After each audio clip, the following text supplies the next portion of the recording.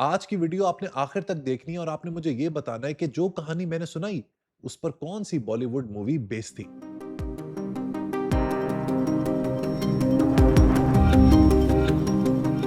दोस्तों, कई बार ऐसा होता है कि इंसान के इर्द गिर्द बहुत से लोग तो मौजूद होते हैं, लेकिन उसके बावजूद अंदर से वो तन्हा होता है। वो लोगों के साथ हंसता खेलता है, उनके साथ रहता है, लेकिन किसी से भी इमोशनली कनेक्ट नहीं कर पाता। आहिस्ता आहिस्ता वो गैदरिंग्स में भी जोन आउट होने लगता है। जैसे उसका जिस्म तो वहां मौजूद हो, लेकिन उसका दिल और दिमाग कहीं और भटक रहा हो। और जब कोई इंसान एक लंबे अरसे तक इस तन्हाई में रहे तो आहिस्ता आहिस्ता उसके अंदर कुछ बदलने लगता है। वो अपनी इमेजिनेशन में एक अलग दुनिया बना लेता है, एक ऐसी दुनिया जो उसके अपने उसूलों और ख्वाहिशात के मुताबिक चलती है। वहां ना कोई उसे रिजेक्ट करता है, ना कोई उसे गलत समझता है, और ना ही कोई उसके इमोशंस को इग्नोर करता है। वक्त के साथ वो अपनी बनाई हुई दुनिया में इतना खो जाता है कि हकीकत उसके लिए बेमानी होने लगती है।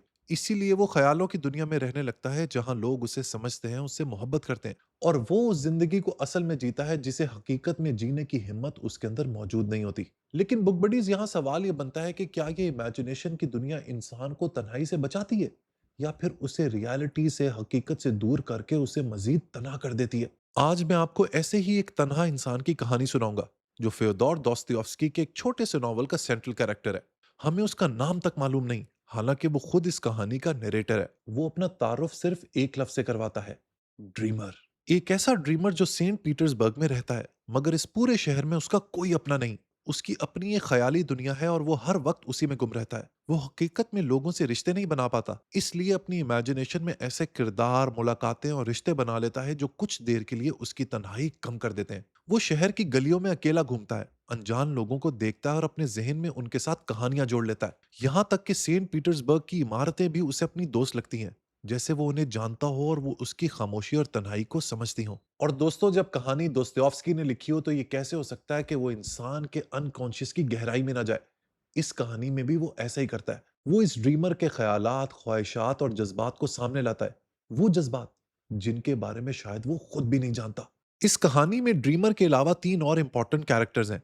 पहली है नस्तेनका, एक यंग लड़की जो खुद भी अपनी जिंदगी में कैद और तन्हा है, लेकिन ड्रीमर के बरअक्स वो अपने ख्वाबों को हकीकत में बदलने की कोशिश कर रही है। दूसरा है एक नामालूम किराएदार जिससे नास्तेनका मोहब्बत करती है और जिसकी वापसी का वो 1 साल से इंतजार कर रही है। और तीसरी है नास्तेनका की नाबीना दादी, जो उससे मोहब्बत तो बहुत करती हैं, लेकिन उसकी हिफाजत के नाम पर उसकी जिंदगी को इतना कंट्रोल करती हैं कि नास्तेनका खुद को उनके पास कैद महसूस करती है। इन सब की जिंदगियां सेंट पीटर्सबर्ग की सिर्फ चंद रातों में एक दूसरे से इस तरह टकराती हैं कि ड्रीमर को पहली बार अपने ख्यालों से बाहर निकलकर हकीकत में जीने का मौका मिलता है। लेकिन उसे क्या मालूम था कि हकीकत में गुजारा हुआ एक लम्हा उसके ख्यालों में गुजारी हुई पूरी जिंदगी पर भारी हो सकता है। ये लम्हा खूबसूरत भी है और ये लम्हा दर्दनाक भी है। लेकिन दोस्तोयेव्स्की ने इसका टाइटल व्हाइट नाइट्स क्यों रखा? इसकी रीजन यह है कि सेंट पीटर्सबर्ग रशिया के उन शहरों में से एक है जहां गर्मियों के कुछ हफ्तों में सूरज पूरी तरह गुरूब ही नहीं होता। रात आ जाती है लेकिन आसमान पर मुकम्मल अंधेरा नहीं होता। पूरा शहर हल्की सी रोशनी में डूबा रहता है, जैसे दिन भी खत्म हो गया हो और लगे भी ना कि दिन खत्म हो गया है। इन्हीं रातों को व्हाइट नाइट्स कहा जाता है। दोस्तोयेव्स्की ने इस नॉवल का टाइटल व्हाइट नाइट्स इसलिए रखा क्योंकि ये अधूरी सी रोशनी दरअसल ड्रीमर की मेंटल स्टेट को रिप्रेजेंट करती है। वो ना तो मुकम्मल तौर पर हकीकत में जी रहा है और ना ही पूरी तरह ख्वाबों से बाहर है। उसकी जिंदगी दिन और रात के बीच अटकी हुई है और रोशनी की तरह है जो खूबसूरत तो बहुत लगती है लेकिन ज्यादा देर तक कायम नहीं रह सकती। व्हाइट नाइट्स का यह वक्त सेंट पीटर्सबर्ग को ख्वाब की तरह बना देता है। नदी के पानी पर पड़ती हल्की सी रोशनी और रात का रोशन आसमान, ये सब ड्रीमर के लिए एक परफेक्ट दुनिया थी। एक ऐसी दुनिया जहां रियलिटी भी इमेजिनेशन का हिस्सा लगती थी। लेकिन इस खूबसूरती के पीछे एक अजीब सी उदासी भी छुपी हुई है, क्योंकि व्हाइट नाइट सिर्फ कुछ वक्त के लिए आती हैं। उनकी रोशनी परमानेंट नहीं होती। जैसे ही मौसम बदलता है ये रोशन रातें खत्म हो जाती हैं और शहर दोबारा अपने अंधेरे में डूब जाता है। बिल्कुल इसी तरह ड्रीमर की लाइफ में भी खुशी सिर्फ चंद रातों के लिए ही आती है।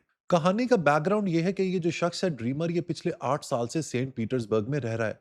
8 साल यहाँ पे रहने के बावजूद उसका शहर में कोई दोस्त नहीं है। कोई ऐसा इंसान नहीं था जो उसका इंतजार करता, उसकी कमी महसूस करता या उससे पूछता कि उसका दिन कैसा गुजरा। लेकिन अजीब सी बात यह है कि ड्रीमर खुद को इस शहर में बिल्कुल अनजान फील नहीं करता था।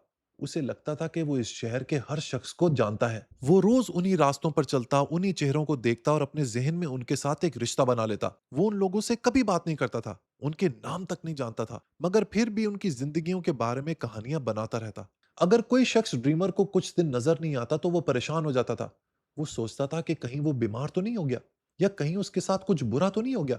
और जैसे ही वो शख्स उसको सड़कों पर वापस नजर आता, तो वो ऐसे खुश होता जैसे उसने किसी पुराने दोस्त को देख लिया हो। लेकिन वो उसके पास जाकर बात फिर भी नहीं करता था। यहाँ दोस्तोयेव्स्की ड्रीमर के कैरेक्टर के बारे में एक बहुत इंपॉर्टेंट बात बताता है। ड्रीमर कनेक्शन तो चाहता है, लेकिन कनेक्शन बनाने का रिस्क नहीं लेना चाहता। वो लोगों को दूर से देखकर उनके साथ रिश्ता महसूस कर सकता था, क्योंकि इस रिश्ते में रिजेक्शन का कोई खतरा नहीं था। और सिर्फ लोग ही नहीं, सेंट पीटर्सबर्ग की इमारतें भी इस शख्स के लिए जिंदा थीं। वो रोज एक ही रास्तों से गुजरता और इमारतों को इस तरह देखता जैसे वो उसकी पुरानी दोस्त हो। उसे लगता कि हर इमारत का अपना मिजाज और अपनी कहानी है। कोई इमारत उसे खुश नजर आती, कोई उदास, और कोई जैसे उसे देखकर खामोशी से सलाम कर रही हो। ड्रीमर ने तो पूरे शहर को अपना दोस्त बना लिया था, लेकिन ये शहर उसका दोस्त नहीं था।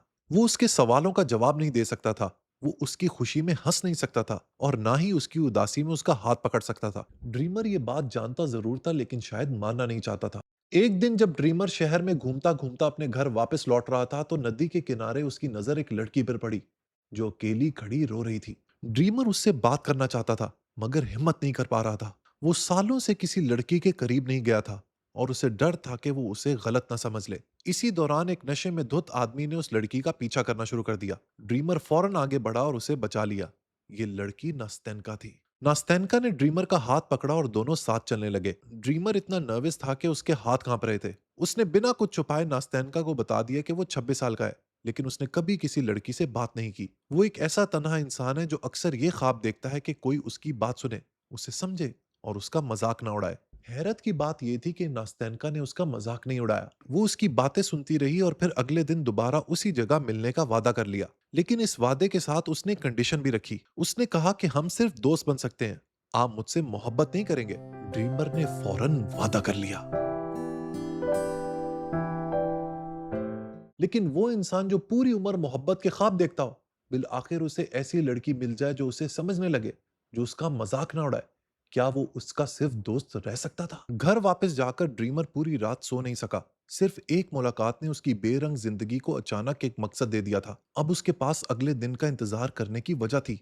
कोई था जो दोबारा उससे मिलना चाहता था। अगली रात जब दोनों मिले तो नास्तेनका ने ड्रीमर से उसकी जिंदगी के बारे में पूछा। ड्रीमर ने उसे अपने बारे में सब बता दिया कि मेरी तो कोई कहानी नहीं है, मैं एक तन्हा शख्स हूं जो इमेजिनेशन की दुनिया में रहता हूं। नास्तेनका को उसके बारे में जानकर हैरानी तो हुई, लेकिन उसने उसे जज नहीं किया, बल्कि वो बहुत तवज्जो से उसकी बातें सुनती रही। ड्रीमर की कहानी खत्म हुई तो नास्तेनका ने उसे अपनी भी कहानी सुनाई। नास्तेनका अपनी नाबीना यानी ब्लाइंड दादी के साथ रहती थी। उसके पेरेंट्स इस दुनिया में नहीं थे, इसलिए बचपन से उसकी दादी ने ही उसकी परवरिश की थी। दादी उससे मोहब्बत तो बहुत करती थी, लेकिन उस पर सख्ती भी बहुत करती थी।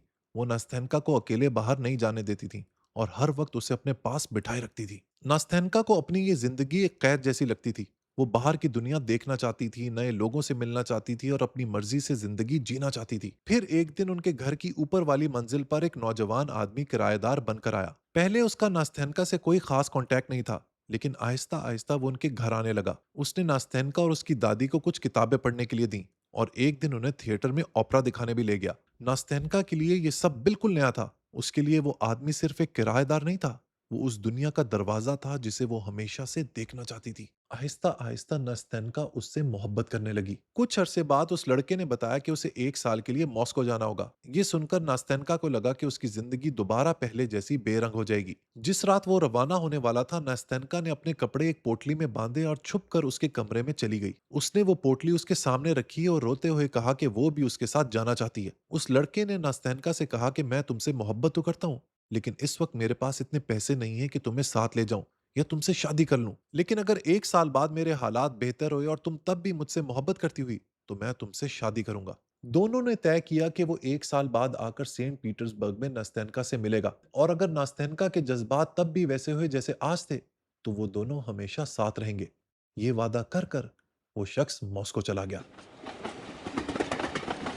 नास्तेनका ने पूरे 1 साल उस शख्स का बेताबी से, बेचैनी से इंतजार किया। ना उसने अपना फैसला बदला और ना किसी और के बारे में सोचा।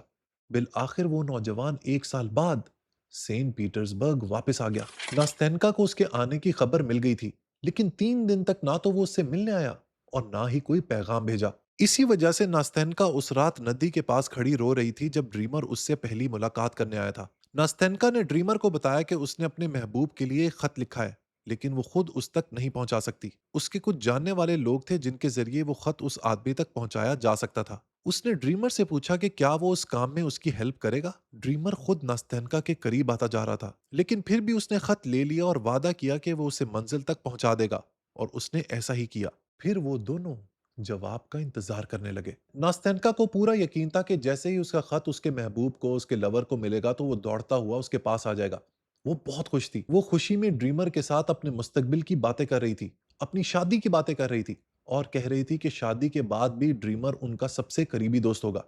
ड्रीमर कहने को तो ये बातें सुन रहा था, लेकिन अंदर से टूट रहा था, क्योंकि कहीं ना कहीं वो भी नास्तेंका की मोहब्बत में गिरफ्तार हो गया था। दोनों ने काफी देर तक इंतजार किया, लेकिन नास्तेंका का महबूब नहीं आया। नास्तेंका ने खुद को तसल्ली दी कि शायद उसे खत अभी तक नहीं मिला होगा, शायद वो किसी काम में मसरूफ होगा या किसी वजह से आज नहीं आ सका। उसने ड्रीमर से कहा कि वो अगले दिन उसे दोबारा इसी जगह मिलेगी, लेकिन अगले दिन भी कोई जवाब नहीं आया। अब नास्तेंका की उम्मीद आहिस्ता आहिस्ता टूट रही थी। वो सोच रही थी कि जिस शख्स का मैंने पूरे साल बेताबी से इंतजार किया वो आज इस शहर में तो मौजूद है, लेकिन फिर भी उससे मिलने क्यों नहीं आ रहा। उसने रोते हुए ड्रीमर से कुछ ये कहा, उसने मुझे क्यों छोड़ दिया? मैंने उसके साथ क्या बुरा किया है? अगर वो मुझसे शादी नहीं करना चाहता तो कम से कम मुझे जवाब तो दे सकता है। ड्रीमर उसे इस तरह रोता हुआ नहीं देख सका। उसने पहले नास्तेंका को तसल्ली देने की कोशिश की और कहा कि वो खुद उस आदमी के पास जाकर बात करेगा, लेकिन फिर उसके लिए अपने जज्बात छुपाना मुश्किल हो गया। उसने इस बात का एतराफ कर लिया नास्तेंका के सामने कि वो उससे मोहब्बत करता है। उसे इस बात का एहसास था कि वो गलत वक्त पर अपनी मोहब्बत का इजहार कर रहा है। नास्तेंका पहले ही किसी और की वजह से दुखी थी, और वो अपने जज्बात का बोझ उस पर नहीं डालना चाहता था। नास्तेंका भी उसके इजहार पर हैरान रह गई, और कुछ देर तक दोनों खामोश रहे। लेकिन फिर नास्तेंका ने कहा कि आज भी वो उस नौजवान से मोहब्बत करती है, लेकिन शायद वक्त के साथ वो उसकी मोहब्बत को भुला दे। शायद एक दिन वो ड्रीमर से भी ऐसी ही मोहब्बत करे जैसी ड्रीमर उससे करता है। उस ड्रीमर के लिए यही लफ्ज काफी थे। सिर्फ कुछ लम्हों पहले तक वो जानता था कि नस्तैनका कभी उसकी नहीं हो सकती। अब अचानक उसे एक पूरी जिंदगी अपने सामने नजर आने लगी। दोनों ने उसी वक्त अपने मुस्तकबिल के प्लान्स बनाना शुरू कर दिए। नास्तेनका ने कहा कि ड्रीमर उसके घर के ऊपर वाली मंजिल पर कमरा किराए पर ले सकता है। दादी को भी एक अच्छे किराएदार की जरूरत थी। वो सब एक ही घर में रहेंगे और फिर जब मुमकिन हुआ ड्रीमर और नास्तेनका शादी कर लेंगे। वो गलियों में चलते, हंसते और बार बार एक ही बातें दोहराते रहे। कभी अपने घर का प्लान बनाते, कभी थिएटर जाने का, और कभी उस जिंदगी का जो वो एक साथ गुजारने वाले थे। ड्रीमर को महसूस होने लगा कि उसके सालों पुराने सारे ख्वाब बिल आखिर एक ही रात में हकीकत बनने वाले हैं। लेकिन फिर नेस्तनका को रास्ते पर वही शख्स नजर आया जो उसका महबूब था। उस आदमी ने जब नास्तेनका का नाम पुकारा तो उसकी सिर्फ एक आवाज सुनते ही नास्तेनका ने ड्रीमर का हाथ छोड़ दिया और उस आदमी की तरफ भाग गई। ड्रीमर वहीं अकेला खड़ा उन दोनों को देखता रहा। चंद लम्हों पहले तक वो नास्तेनका के साथ अपनी पूरी जिंदगी के प्लान्स बना रहा था। अब उसके पास दोबारा वही खामोश गलियां, वही तन्हाई और वही ख्याली दुनिया रह गई थी। अगली सुबह ड्रीमर की आंख बारिश की आवाज से खुली। उसका कमरा पहले से ज्यादा अंधेरा और पुराना लग रहा था। तब उसकी मेड ने उसे नास्तेनका का भेजा हुआ एक खत दिया जिसमें कुछ ये लिखा था, मुझे माफ कर दीजिए, मैंने आपको और खुद को धोखा दिया। जो कुछ कल हुआ वो एक ख्वाब था, लेकिन मैं हमेशा आपकी मोहब्बत के लिए शुक्रगुजार रहूंगी। उसने बताया कि वो अपने लवर से शादी कर रही है और उम्मीद करती है कि ड्रीमर उसे माफ कर देगा। खत पढ़ते हुए ड्रीमर की आंखों से आंसू बहने लगे। उसने अपने मुस्तकबिल के बारे में सोचा। उसे लगा कि साल गुजरते जाएंगे, उसका कमरा और पुराना होता जाएगा और वो खुद भी इसी तन्हाई में जिंदगी गुजार देगा। लेकिन इस सब के बावजूद उसके दिल में नास्तेनका के लिए नफरत पैदा नहीं हुई। वो उसकी खुशी को अपने दर्द की वजह से बुरा नहीं कह सकता था। और फिर उसने वो बात कही जो इस नॉवल का निचोड़ बन गई। My god, a whole minute of bliss, is that really so little for the whole of a man's life? खुशी का एक पूरा लम्हा, क्या वो इंसान की पूरी जिंदगी के लिए काफी नहीं? इस कहानी के जरिए दोस्तोयेव्स्की ने हमें यह बताया कि लंबा अकेलापन इंसान को किस तरह हकीकत से डिस्कनेक्ट कर देता है। ड्रीमर के साथ भी यही हुआ। नास्तेनका ने पहले ही उसे बता दिया था कि वो किसी और शख्स से मोहब्बत करती है और उसका इंतजार कर रही है। लेकिन ड्रीमर इतना तन्हा था, इतना अकेला था कि इसके बावजूद वो खुद को नास्तेनका से मोहब्बत करने से नहीं रोक सका। लेकिन सवाल यह है कि क्या ड्रीमर को वाकई नास्तेनका से मोहब्बत थी, या फिर सिर्फ अपनी तन्हाई से बचने के लिए वो उससे मोहब्बत कर बैठा। जिस शख्स ने पूरी जिंदगी किसी से इमोशनल कनेक्शन ना बनाया हो, उसे कोई ऐसी लड़की मिल जाए जो उसकी बातें सुने, उससे मिलना चाहे, ऐसे इंसान के लिए सिर्फ दोस्ती और हमदर्दी भी मोहब्बत हो सकती है। यही वजह है कि उसने नास्तेनका को समझने से पहले ही उसके साथ अपना फ्यूचर इमेजिन कर लिया था। वो नास्तेनका में अपने सालों पुराने ख्वाब, अपनी अधूरी ख्वाहिशात और अपनी तन्हाई का साथी देख रहा था। इसीलिए नास्तेनका ने जब उसे मुस्तकबिल की बातें करना शुरू की, तो ड्रीमर ने एक लम्हे के लिए भी ये नहीं सोचा कि वो दरअसल किसी और शख्स से मोहब्बत करती है। उसके लिए तो सिर्फ यही काफी था कि कोई शख्स उससे बात करना चाहता है, उसकी तरफ ध्यान दे रहा है। दूसरी तरफ नास्तेनका का किरदार भी उतना ही साइकोलॉजिकल है। जब किसी शख्स को सारी उम्र कंट्रोल किया जाता है, ओवर प्रोटेक्टेड रखा जाता है, तो वो रिबेलियस हो जाता है।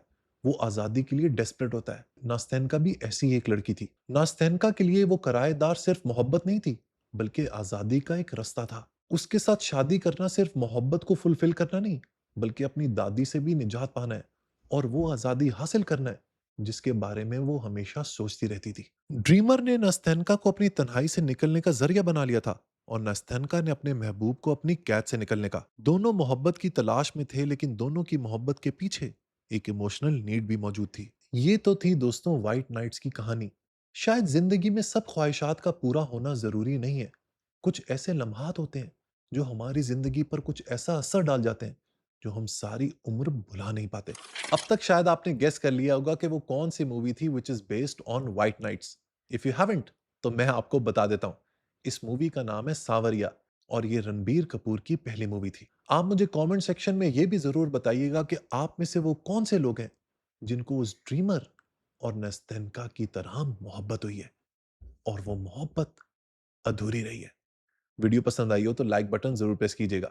Until next time, good bye.